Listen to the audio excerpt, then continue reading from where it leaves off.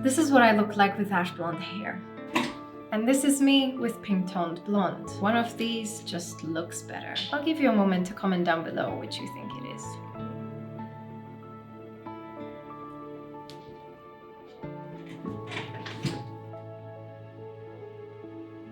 The reality is that this hair makes me look sick, pale, and tired. It completely washes me out and makes me look desaturated, which is a sad thing to realize when we factor in just how expensive and labor-intensive it is just to get here, and then how costly it is to maintain it. In fact, I look like I need a ton more color put back onto me. So let's do that. Ash blonde hair is the recent obsession of the world that has dominated the late 2010s and knocked out the platinum blonde that everyone was obsessed with before then.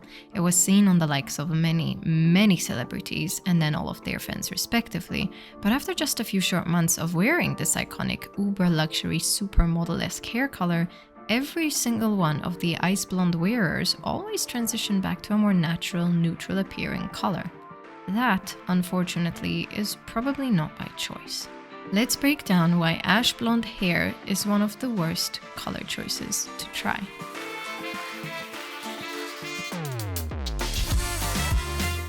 I know this video is really bizarre coming from me, someone who is a self-proclaimed hair enthusiast. I love all hair colors equally, but I've made it no secret in my career in the past that blonde is my least favorite color. In fact, it is a color that I do maybe once a year.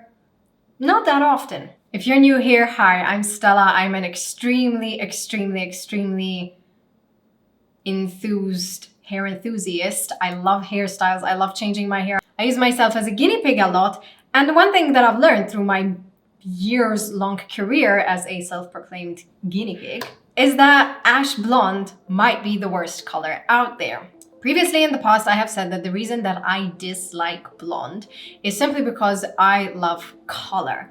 I always see blonde as a stepping stone to something else. Kind of very similar to when you have white walls in a house, you then go over it with beautiful, bold colors. I genuinely really love color. My own house is full of colors. Even my studio here has a ton of accent walls because it brings me peace. It feels creative. It's a really fun energy. And I see it the same way with hair. However, I've come to realize that that is not the only reason that the famous uber luxurious, very supermodel-esque hair color might not be the best. And it all comes down to color bounce. In the concept of photography, there is something called a bounce board. White foam boards that are used around the subject, placed under the chin, around it, to reflect or bounce light onto the subject. It functions similar to how the moon functions, where it reflects light off of it and it makes it look like a separate light source, but it's not actually generating light, it's just bouncing light. Hair acts eerily similar to that. And it's something that not a lot of people are aware of. In fact, I wasn't aware of it for a long time, and I wasn't sure quite why certain colors, even clothing-wise or scarf-wise, weren't fitting with me directly. When you go to your stylist, or when you're on Pinterest or wherever, and you're picking out your dream color, one of the things that a lot of people will tell you is make sure it fits your skin tone. That is something that is like the single rule that people will give you. Make sure it looks good on your skin tone. The problem is, to this day, I still don't know what my own skin tone is. I don't really know what I am. Am I neutral? Am I olive toned? Am I pink toned? Am I blue? Am I green? Does gold look better on me? Does silver? It tends to be very confusing. And so we go to an appointment, we go to wherever it is that we need to go, and we're unsure what color will suit us. And so our only option is either to take the safe option and not try anything, or to try it and hope to God it suits us.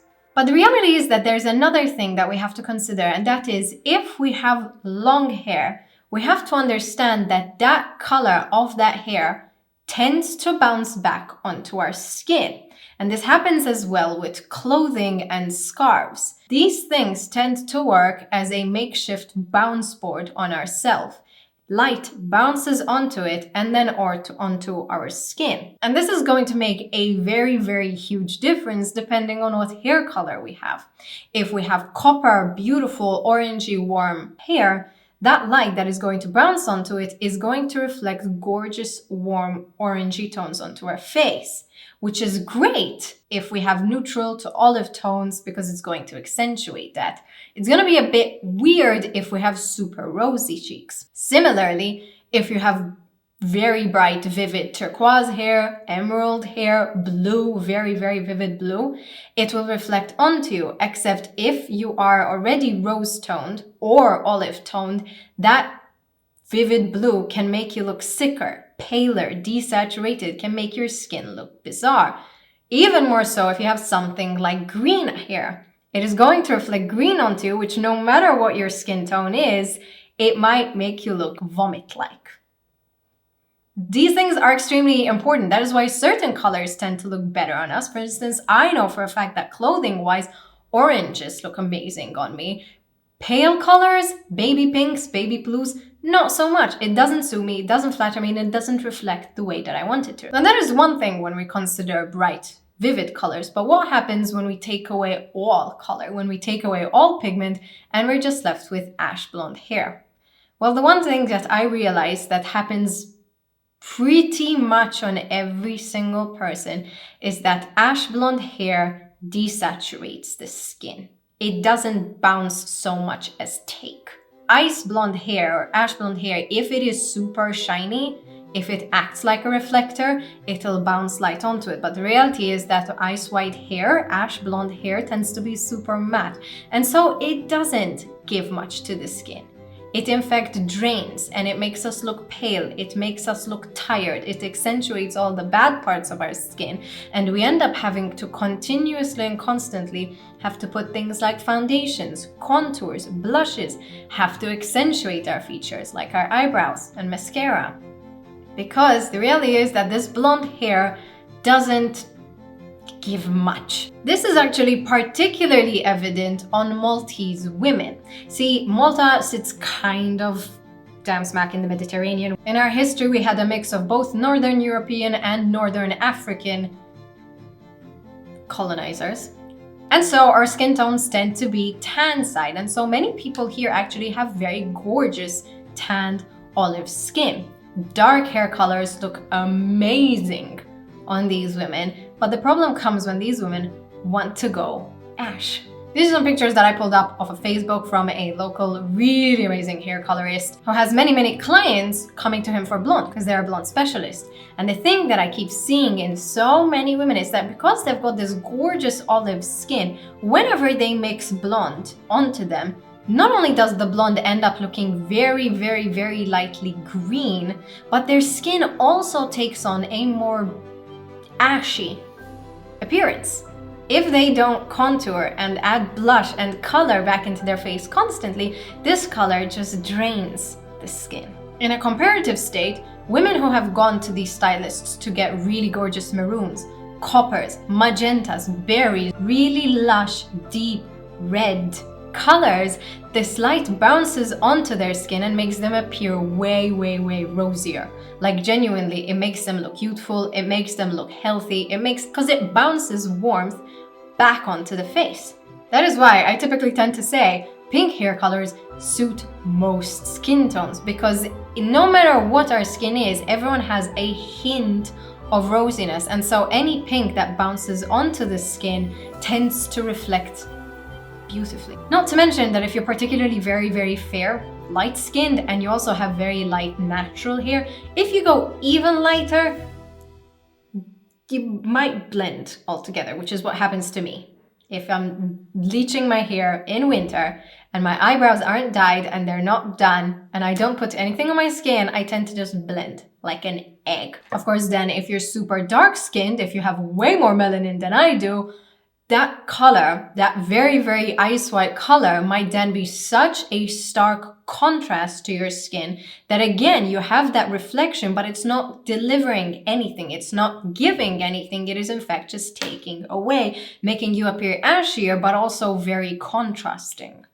We can take Kim Kardashian as a prime example. That woman is never ever seen without makeup, right? But the few times that we have seen her without makeup, with her natural hair, she looked good.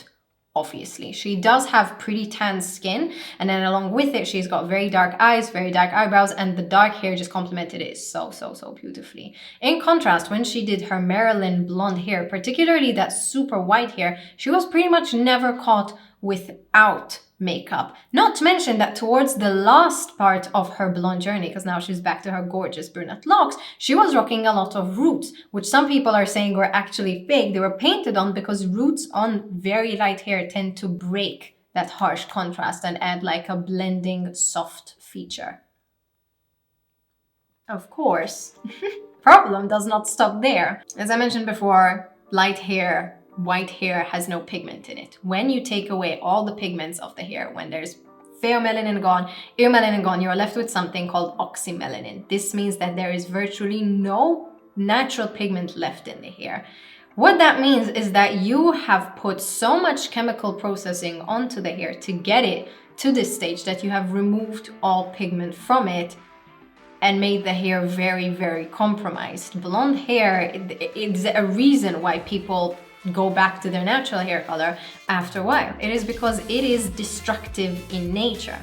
Sad thing is, of course, that also doesn't stay that color. Hair, naturally, when you bleach it, is a banana yellow color. If you go further than that, then the hair is going to literally break. It's going to come apart like tissue paper. So we get to the banana yellow stage and then you have to tone it. But then you have to continuously tone it because hair that is lifted to such light levels and toned to such light levels is going to lose pigment very quickly because now that's its default setting.